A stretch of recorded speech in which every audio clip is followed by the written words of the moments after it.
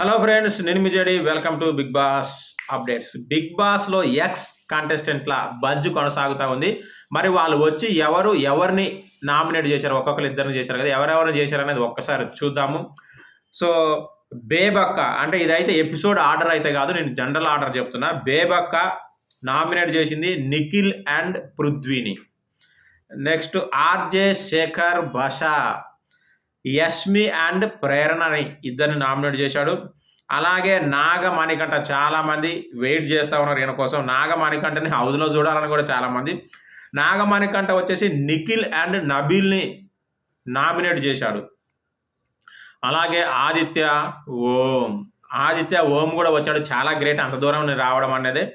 ఆదిత్య ఓం వచ్చేసి ప్రేరణ and యష్మిని nominate చేశాడు. అలాగే సోనియా ఆకుల కోసం చాలామంది వెయిట్ చేస్తూ ఉన్నారు. సోనియా ఆకుల వచ్చేసి నిఖిల్ అండ్ ప్రేరణనే నామినేట్ చేసింది. ఇది యాజ్ ఇఫ్ నా ఉన్న అప్డేట్స్. ఇంకా అప్డేట్స్ వస్తాయి, ఇది ఫుల్గా కాదు. అలాగే దీంట్లో కూడా ఏమన్నా మిస్టేక్స్ జరుగుండొచ్చు, మేబీ లేకపోవచ్చు, మోస్ట్లీ లేకపోవచ్చు. ఇక అత్యధికంగా నామినేట్ అయిన పర్సన్స్ ఎవరై అంటే ఈసారి దుమ్ము లేచిపోయింది. ప్రేరణ 3 నామినేషన్స్ పడ్డాయి ప్రేరణకి. మిస్టేక్స్ ఏమై ఉంటాయి అనుకుంటున్నారో కామెంట్ చేయండి.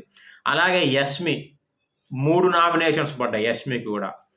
ఇక నిఖిల్ 3 నామినేషన్స్ పడ్డాయి. కన్నడ వాళ్ళకు ముగ్గురికి కూడా 3 పడ్డాయి, పృథ్వీకి తప్ప.